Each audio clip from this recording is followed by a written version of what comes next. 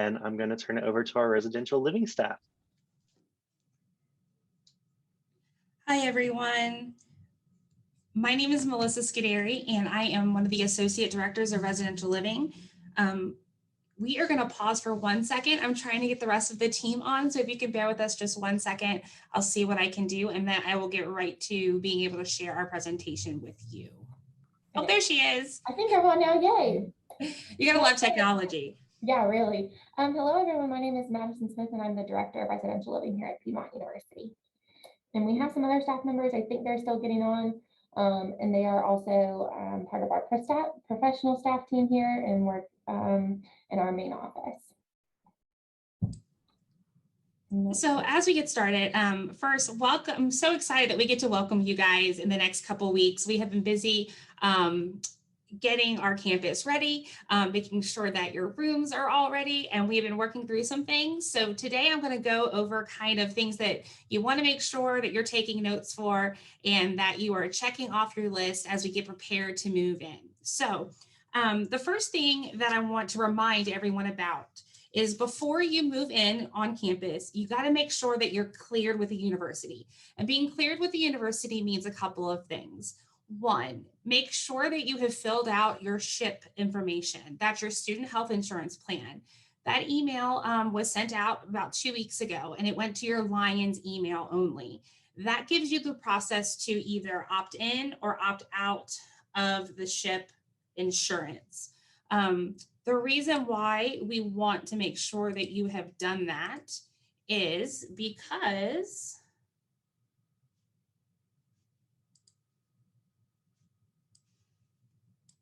I'm having some, it must be a Monday because we're having some technical stuff. Let's see. Nope. So I'm pulling up the SHIP information just to make sure that we are all on the same page.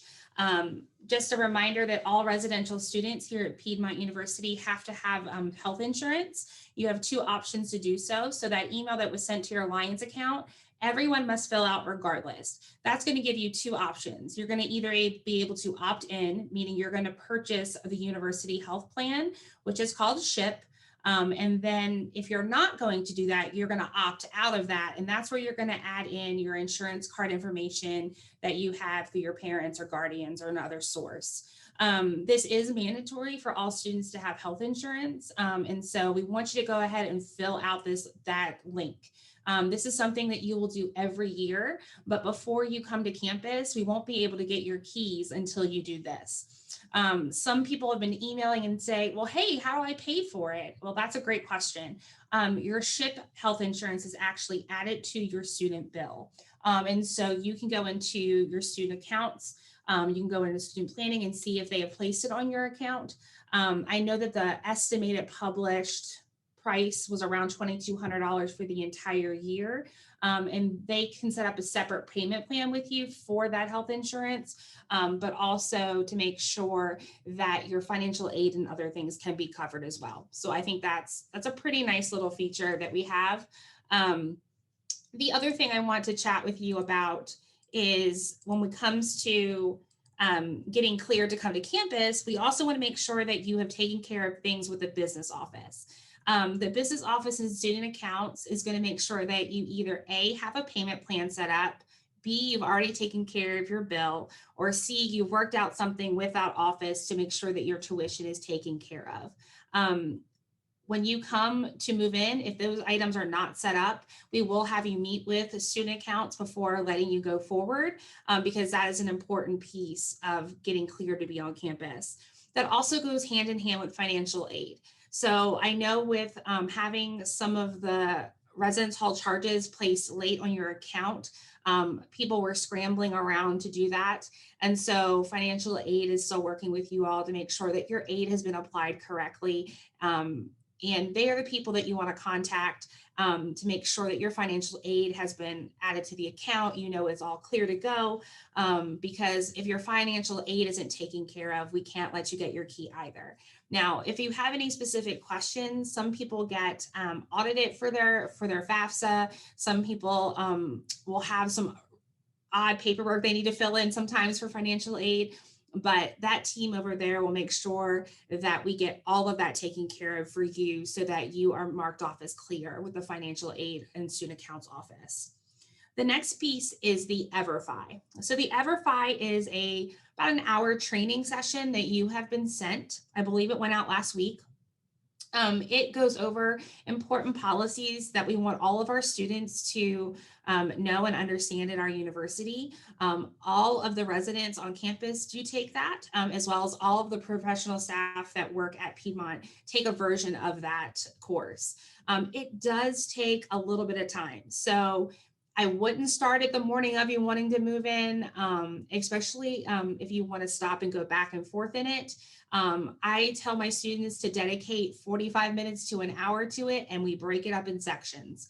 That way, if you get here and you haven't completed it, or if you have not received an email from EverFi, and that's EVERFI in your Lions account, please let somebody know now versus later, because we want to make sure you have that information, that you have time to read over that, because it's very important, and to make sure that you are able to complete that successfully. Again, that's something that we do annually here. Our returning students did it before housing selection, and now this is your opportunity to do it before you join our community living on campus.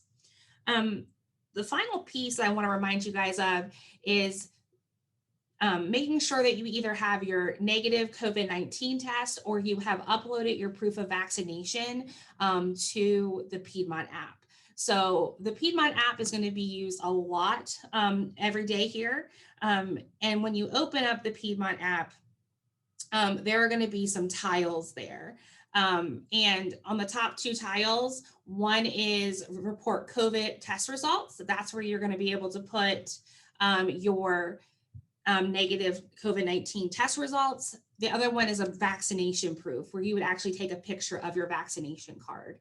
The COVID test needs to be done 10 days prior, within 10 days prior of you arriving on campus. And so in your move-in emails that I sent to all of you, you'll have a highlighted yellow box under that time that says, this is your range to get your COVID test if that's choose to do so.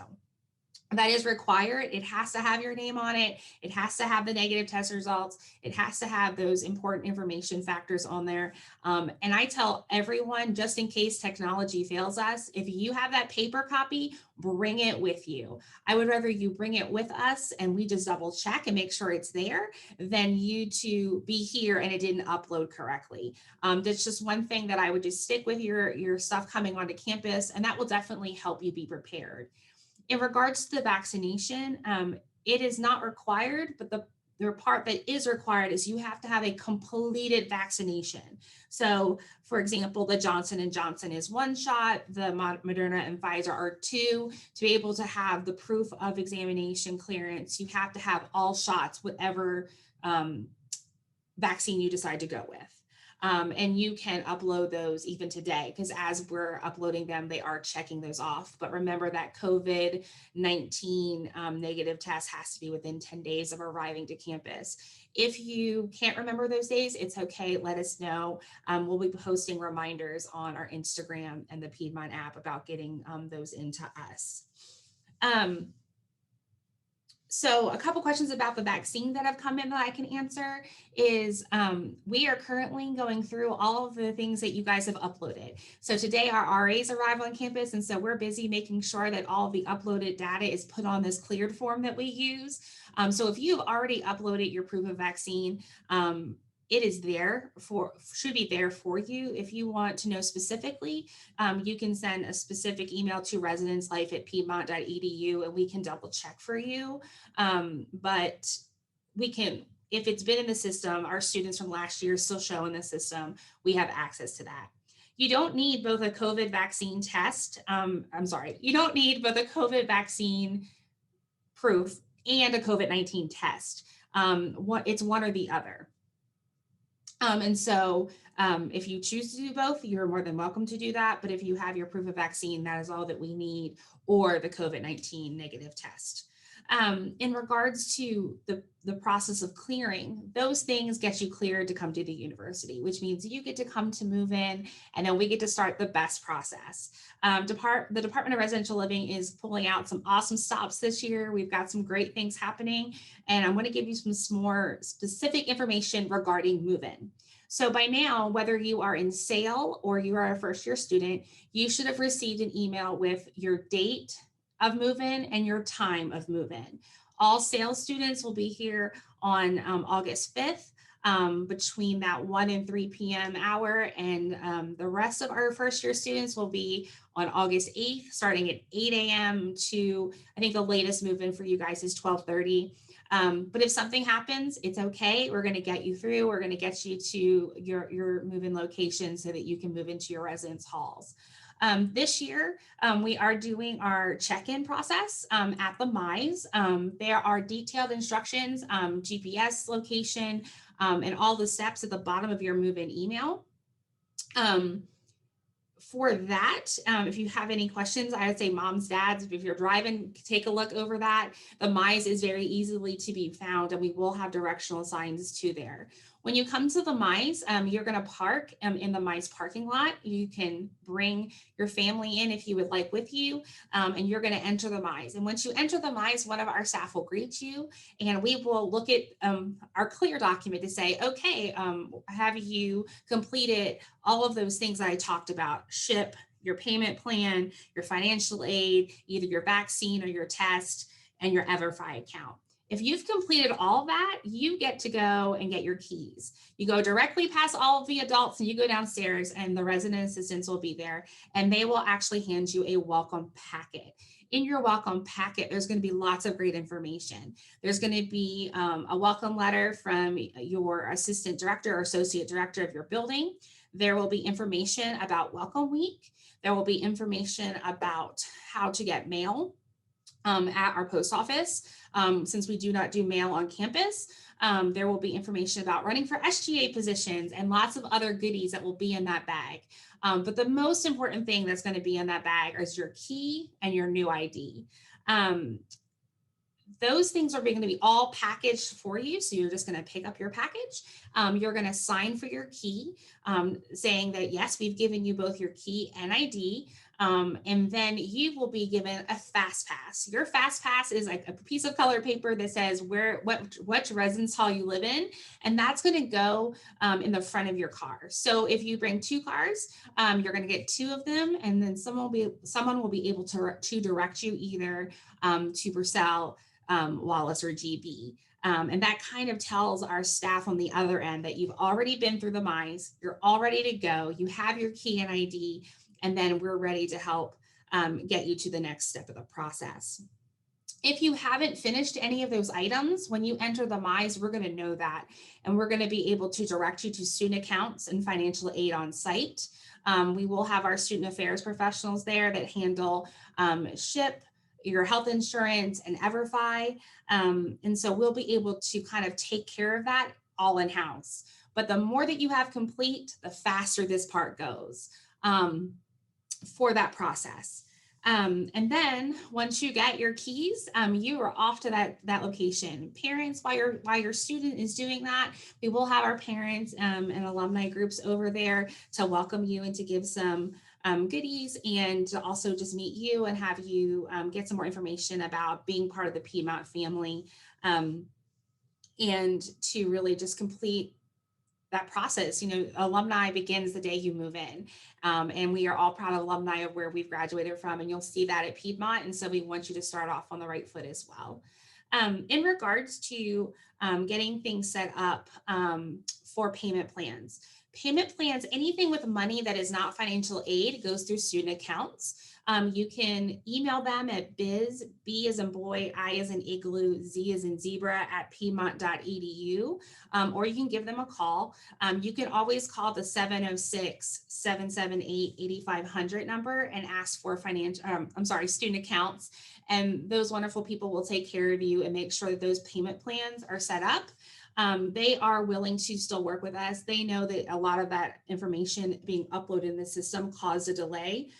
and that there is no penalty for that.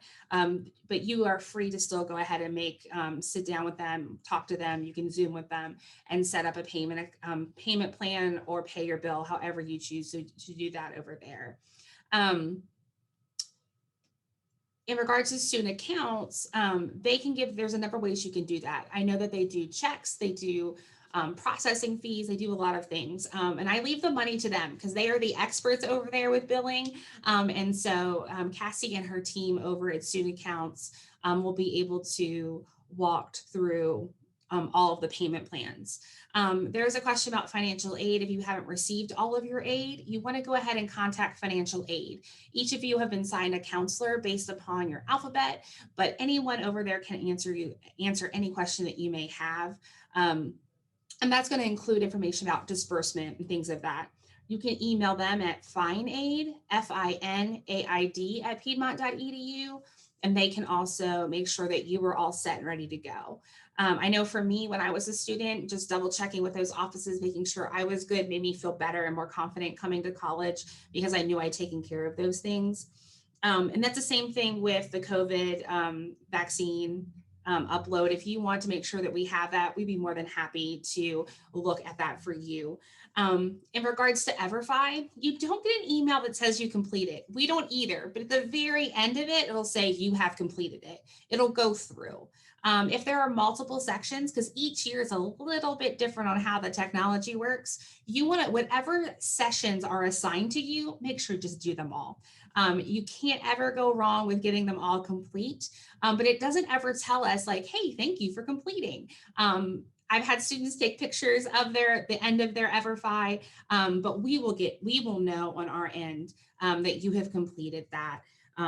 And we'll work with you on that as well. If you have not received an email, just let us know, and Dr. Crawford can make sure that we get you the EverFi link, because each is unique to everyone. So even I couldn't share my link with you because I've already taken it and you wouldn't be able to get in. So it's really important that we have that information to you. And if we haven't, we can get that to you. There is a question about masks on campus. If you are vaccinated, you are not required to wear a mask on campus. You can if you would like. If you are not vaccinated, we're asking all of our Lions in our community to please wear your mask and to respect social distancing. There are signs all around campus and up in the residence halls about what that means.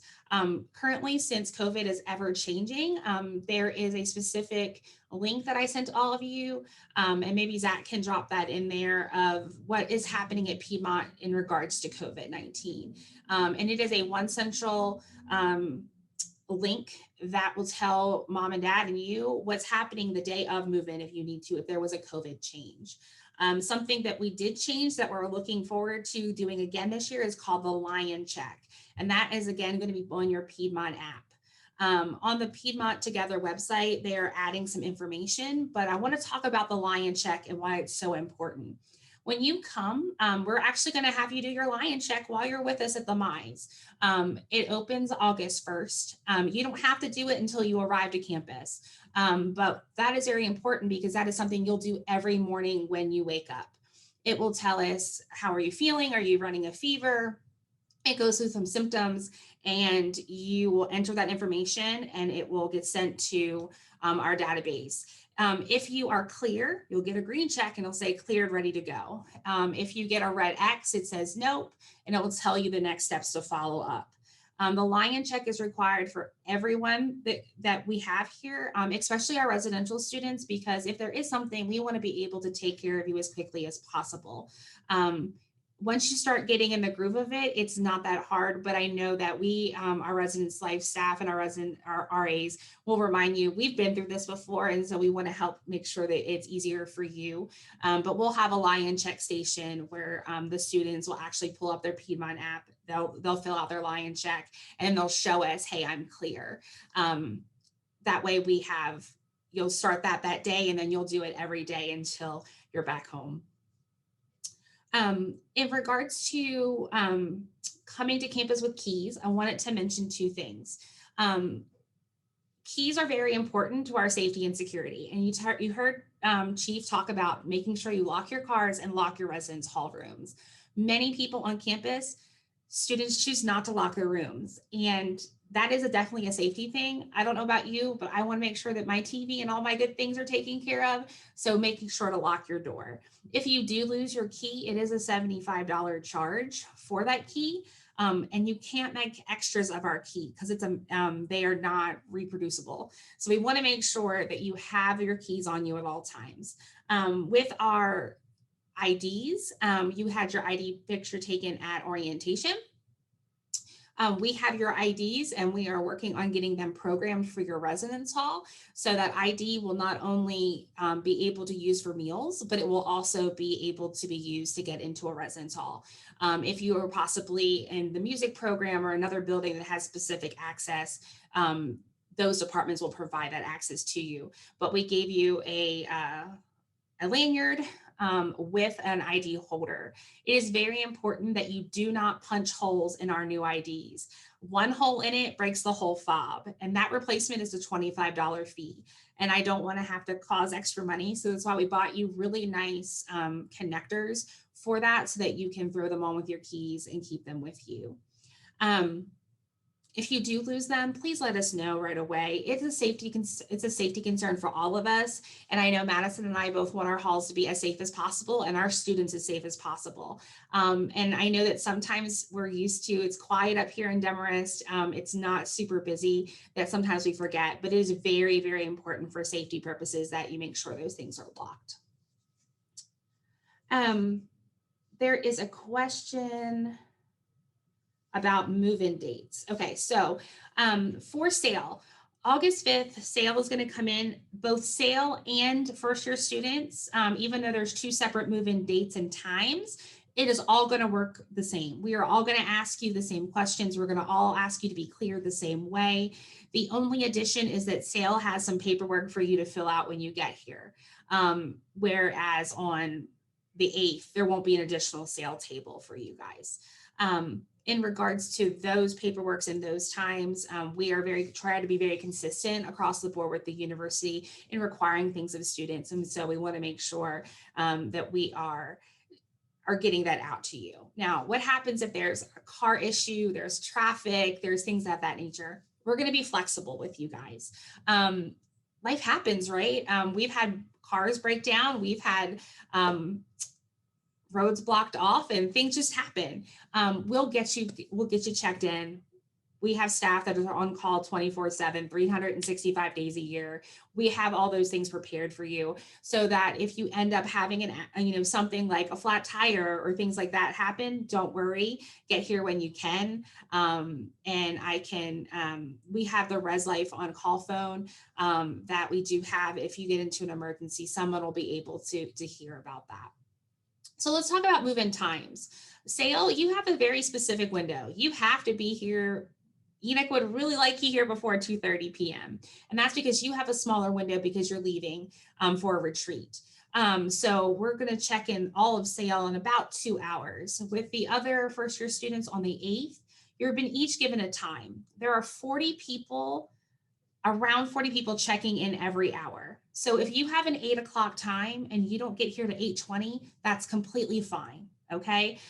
We want to make sure that we are doing our best to social distance and to be mindful of just our surroundings with COVID and making sure that we're healthy and safe.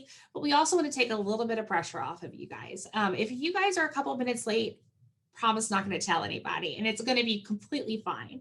We have plenty of staff to make sure that we can get that through, and we're prepared for the buffer time because we know how hectic it was when we went to college for the first time. And so we definitely are relatable to you guys, and we want to make sure that you can get here. If you're running late, no one's going to penalize you. We'll get you through as fast as we can.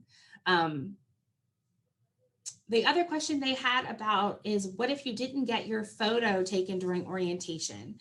It should not slow out your move-in day, but I will make a note to talk to Zach. Zach, are we going to have ID over there possibly? We should have the ID machine over at check-in, so you don't have to go to a different spot. to where you'll be able to take your student ID picture there. But we are still finalizing the details. If anything does change on that and you don't have your ID picture, do not worry, we will get that fixed for you. We're just finalizing some of the details on whether we can get the equipment taken over or not. And here's the ultimate backup. Say if you didn't get your ID taken, it's okay. We can get you an ID. We have these things, these old school things called little fobs that we can pre-program for you. So until we get, if you're missing your ID because something happened with orientation or it didn't print correctly, we have backups for you. And what will happen is once we get your ID, we'll just swap them out. That's not an uncommon thing. Technology happens. And so we'll be able to get you into those buildings. I'm trying to make sure I've seen all the questions. There's a question about EverFi, that there's a course for the parents. Currently, there is not a course for the parents, but I believe, Maddie, we probably could possibly get them the information. Your student can also access their information after they complete the course they could share with you that talks about the specific information in EverFi. But we currently do not have one for the parents.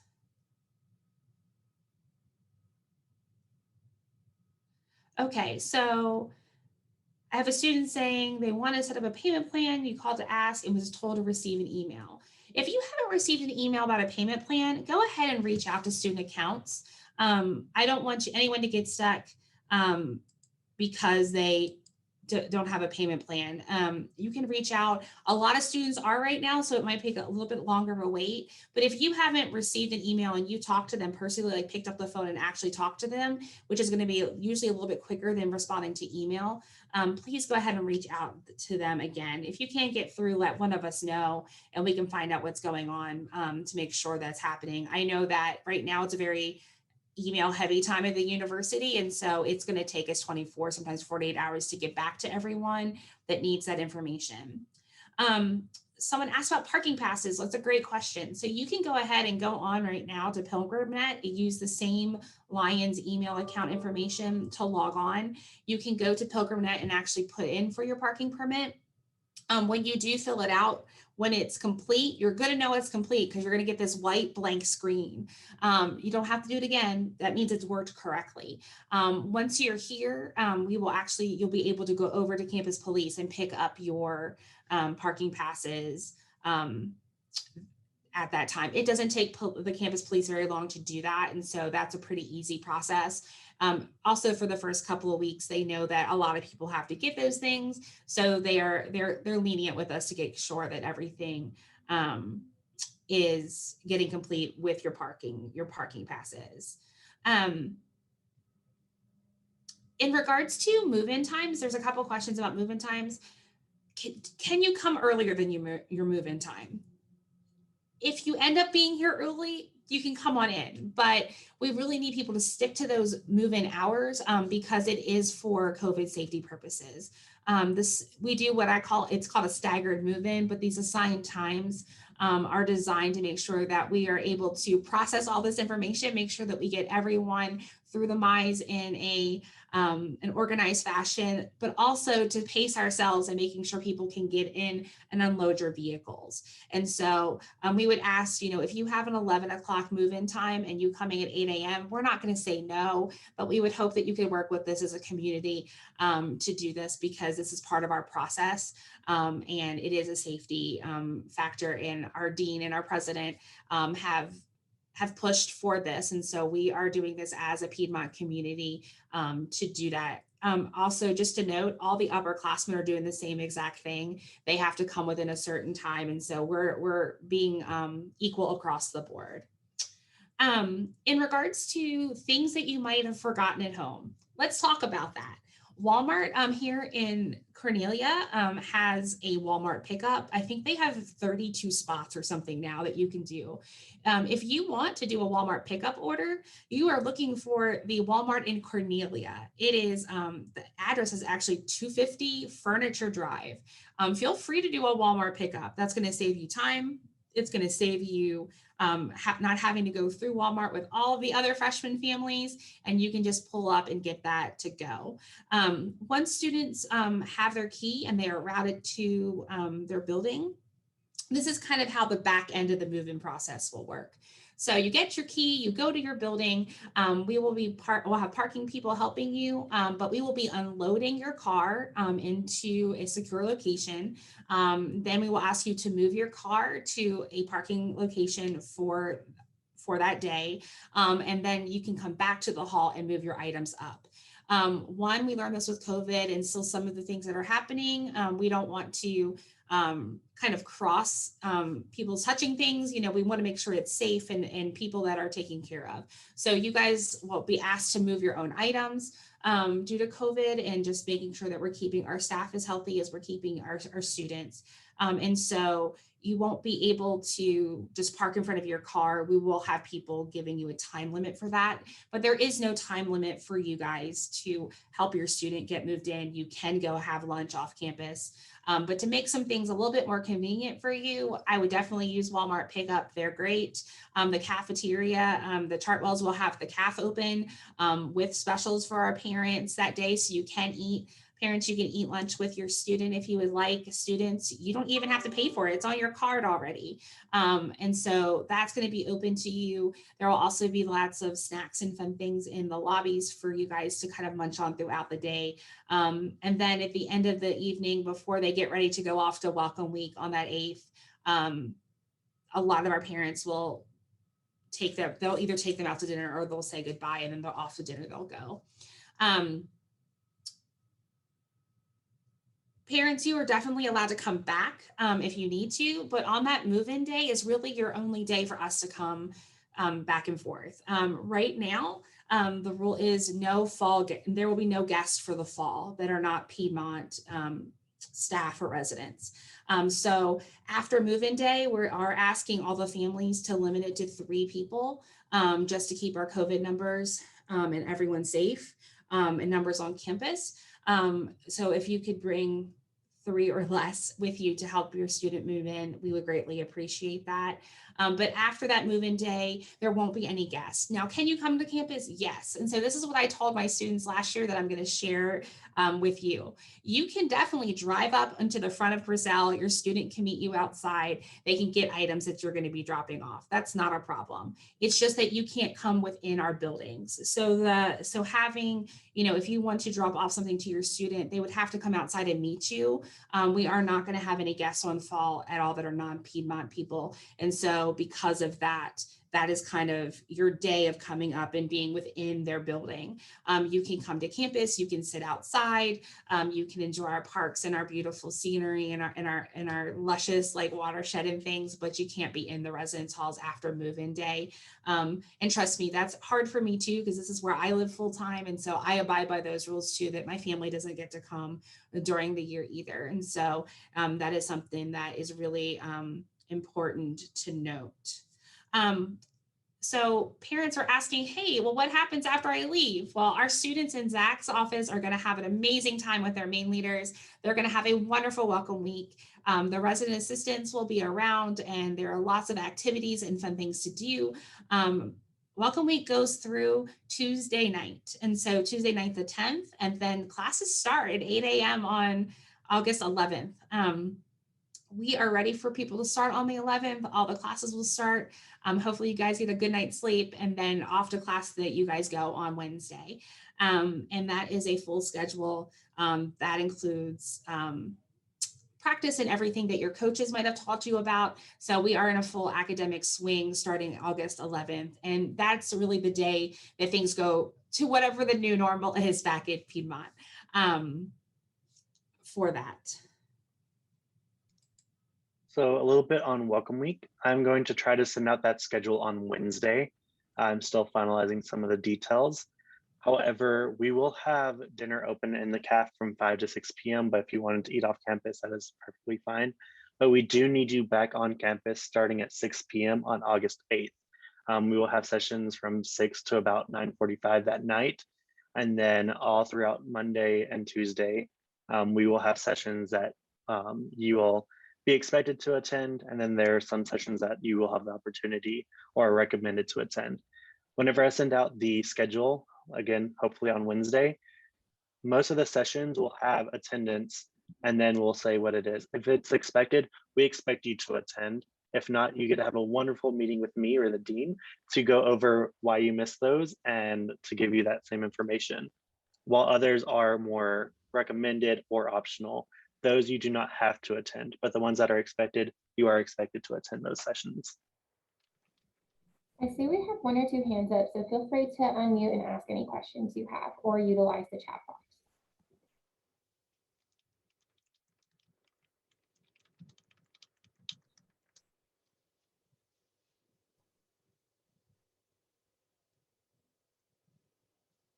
So a couple of questions that have been in the chat. We're talking about curtains. Blackout curtains are a great investment. They don't have to be very expensive. You can buy the 63-inch length ones for Purcell and Wallace, but you will need a tension rod. Those walls are concrete and you can't drill into them. A tension rod works the best. I've seen them work the best actually with a shower curtain tension rod. They tend to stay up longer. And most of our students don't usually open and close their windows that much. So that is something good to note. About Alexas. So Google Homes and Alexas are not allowed on our network. So you want to leave your Google Homes and your Alexas at home. You can use your Amazon Fire Stick and a Roku stick. Those have been allowed on our network, but currently Google Homes and Alexas are not allowed on the network. We had students that were using them as Wi-Fi boosters last year. And so because those are not also allowed on campus or routers, right now, they are just something that would need to be confiscated, and there'd be a judicial kind of meeting with your coordinator. So to prevent all of that, you can just leave those home.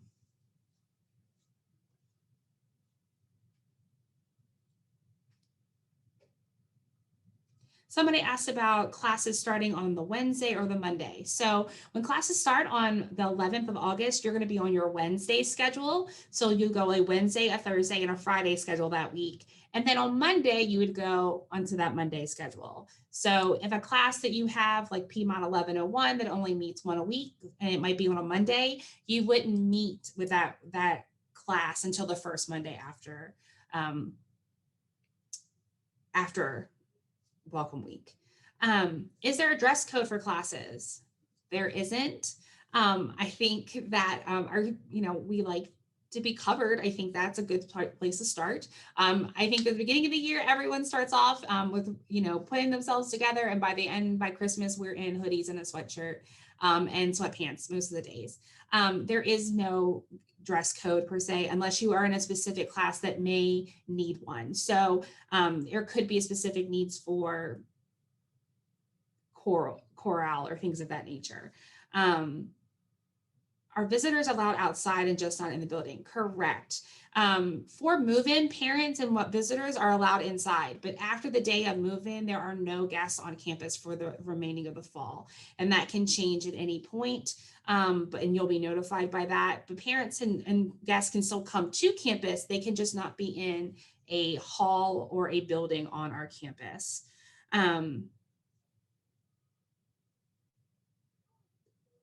Question about accommodations for international students. They are being made currently about that. Our offices are working to make sure that your visas and things are taken care of, as well as getting into the residence halls. They're working with me and our international students to make sure that they can come and get their keys and things on time in a different timely fashion. You're still going to have to be clear on everything else too. So even if our international students are still asked to be cleared for their health insurance, et cetera, but we will be able to move you in, because I have flights ranging from all over. And so we are working with that team to make sure they get to campus.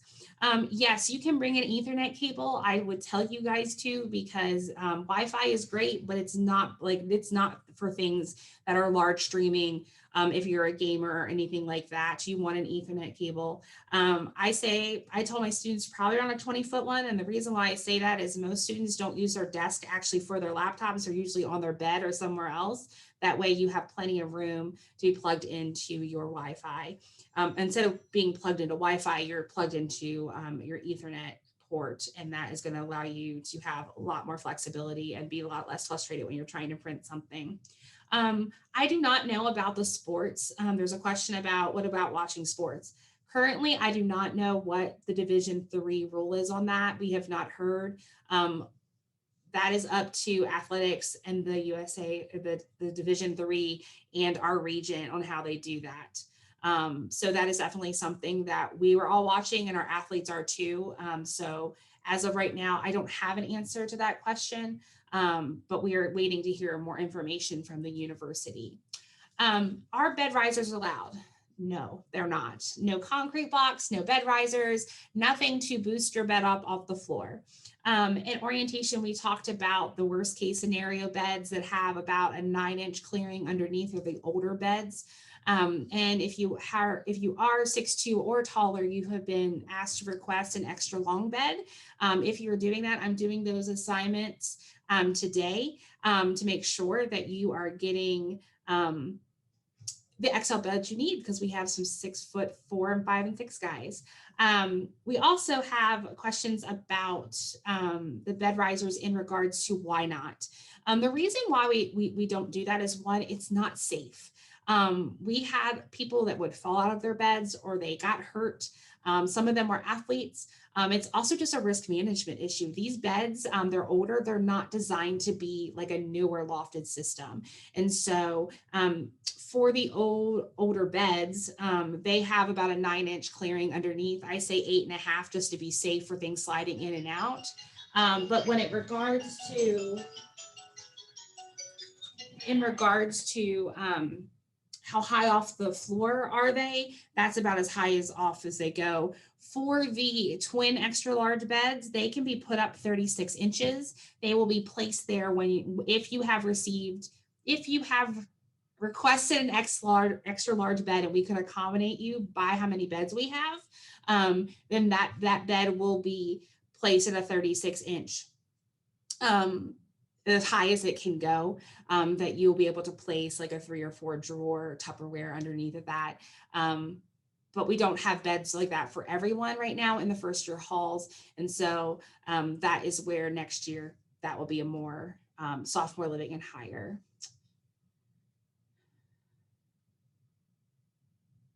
Yes, in Purcell, there is there was a question about bathrooms and having storage. In Purcell, there are 2 sinks that serve the 4 students that live there. There's also lots of cabinet space underneath. You'll also see on the parent Facebook group people talking about the over the toilet kind of shelves. There's lots of space for that in Purcell. In Wallace, there is not as much space underneath the bathroom cabinet, and so a lot of the girls will just keep that on part of their closet for that.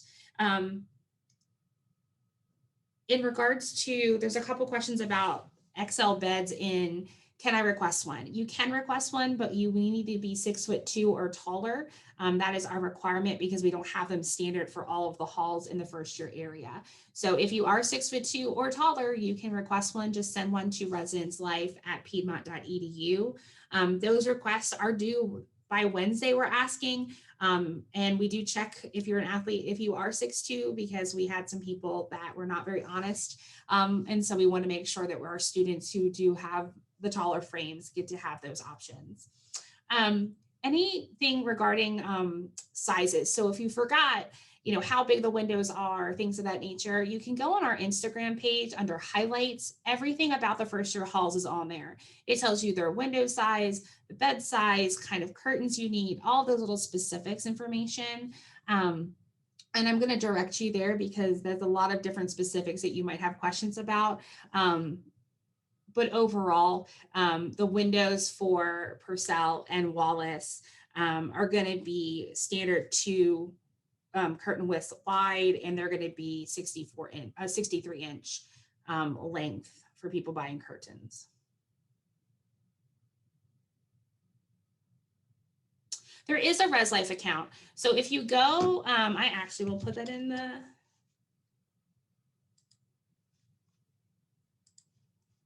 I will put that in the Dropbox. So parents, you guys can join the Welcome Week or the Residence Life account as well.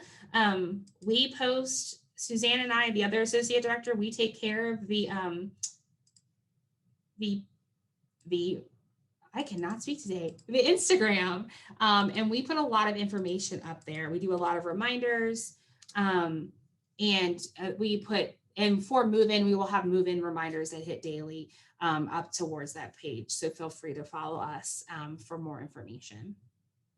And things that you can find are there are going to be highlights of pictures of the rooms on campus. There's all the floor plans for the first year halls and sizes. There is a couple of things about what you can and cannot bring to campus.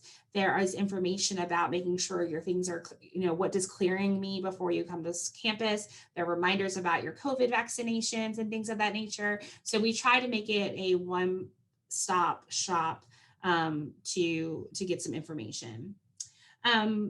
So Ethernet routers or Wi-Fi routers are not allowed. Make sure when you're going through the eResLife housing application, there is a section called resources. And I would really recommend you guys reading the papers on the housing contract.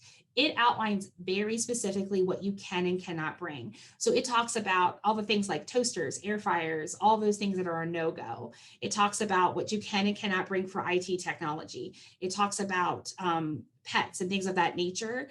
It's really important that you do read that information in the housing contract. You can print it out if you would like and keep it, but that is going to be a resource for you there. The current one with the website being changed over is not listed on the website. You are going to need to go under your eRes to do that and just click the link resources on the left-hand side and you'll see all kinds of information. That's where our what to bring list is. There's more information about floor plans, but the housing contract is vital for you all to read. Because of the things that you can and cannot bring. Candles are one of those things that people are like, well, I really want decorative candles. My thought on decorative candles is they started as a decorative and at some point they become non-decorative and then you get in trouble. I tell my students to go ahead and buy the LED light candles instead. That way they're not in trouble. But my rule of thumb is if you don't think you can bring it, you probably can't, just leave it at home. But the two things that are asked most often are, can I bring a blender? And that's yes. And can I have a Keurig? Yes. We're just staying away from the old school coffee makers with the open heating element, no crock pots, no Instapots, definitely no air fryers. Our electrical system does not like those very much. And those kind of items you just want to leave at home. Even those really cute waffle makers and little bundt cake makers, those are just not something you can have in the residence hall. And there is a process if you do have them, having consequences for those. Kettles are okay if they are like the electrical ones. For like tea and things, that's completely fine.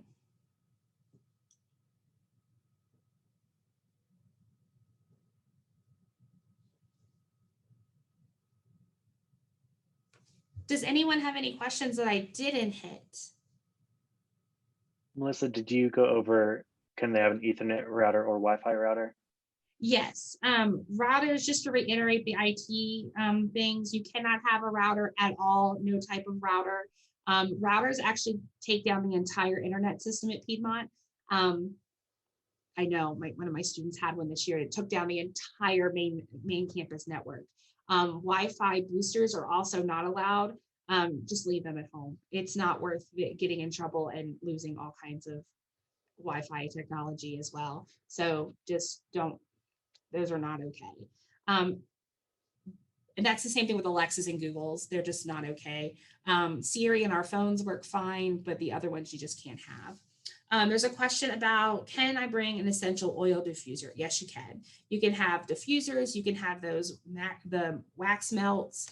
You can have the wallflowers and all of those things from like Bath and Body Works, but no incense. And I say leave candles at home because they're safer there than here.